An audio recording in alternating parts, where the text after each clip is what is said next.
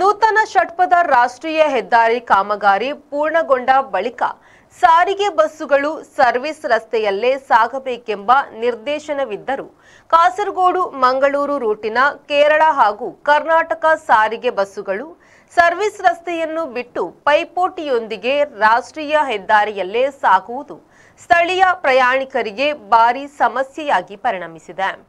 ಆಯಾಯ ನಿಲುಗಡೆಯಲ್ಲಿ ಇಳಿಸಬೇಕಾದವರನ್ನು ರಾಷ್ಟ್ರೀಯ ಹೆದ್ದಾರಿಯಲ್ಲೇ ಇಳಿಸಿ ಹೋಗುವುದು ನಿತ್ಯ ದರ್ಶನವಾಗಿದೆ.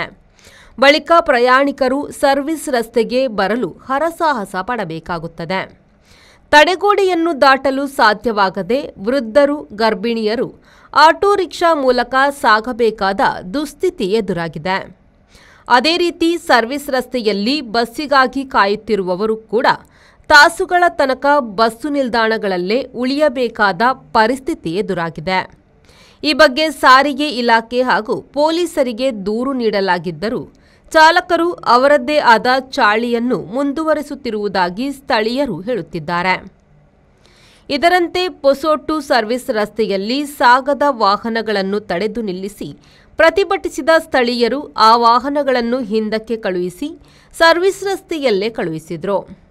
ಪ್ರತಿಭಟನೆಯಲ್ಲಿ ಭಾಗಿಯಾದ ಸ್ಥಳೀಯರು ತಮ್ಮ ಅಭಿಪ್ರಾಯವನ್ನು ಹಂಚಿಕೊಂಡು ಸಾರ್ವಜನಿಕರ ಸುರಕ್ಷತೆಯೇ ಮುಖ್ಯ, ಆದ್ದರಿಂದ ಸಾರಿಗೆ ಬಸ್ಸುಗಳು ಸರ್ವಿಸ್ ರಸ್ತೆಯಲ್ಲೇ ಸಾಗಬೇಕು ಎಂದು ಒತ್ತಿ ಹೇಳಿದರು.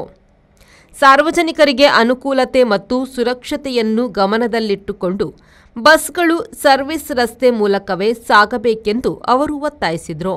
ಕೆಲ ದಿನಗಳ ಹಿಂದೆ ಕುಂಜತ್ತೂರಿನಲ್ಲೂ ಇದೇ ರೀತಿಯ ಪ್ರತಿಭಟನೆ ನಡೆಸಲಾಗಿತ್ತು. ಸ್ಥಳೀಯರು ಪ್ರತಿಭಟನೆಯ ಮೂಲಕ ಬಸ್ಸುಗಳ ಸಂಚಾರ ಸರ್ವಿಸ್ ರಸ್ತೆಯಲ್ಲೇ ಸಾಗಬೇಕೆಂಬ ಒತ್ತಾಯ ಮತ್ತೆ ಗಮನ ಸೆಳೆಯುವಂತಾಗಿದೆ.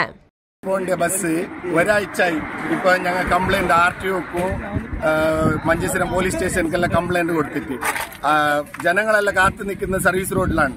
അപ്പൊ ഈ KSRTC ബസ്സെല്ലാം പോകുന്നത് സ്പീഡ് ട്രാക്കിലാണ് പോകുന്നത്. അതുകൊണ്ട് ഇന്ന് നാട്ടുകാരെല്ലാം കൂടിയിട്ട് എക്സ്പ്രസ്സിൽ പോകുന്ന ബസ്സിനെല്ലാം സർവീസ് റോഡിലേക്ക് ഞങ്ങൾ തിരിച്ചയച്ചോണ്ടുണ്ട്.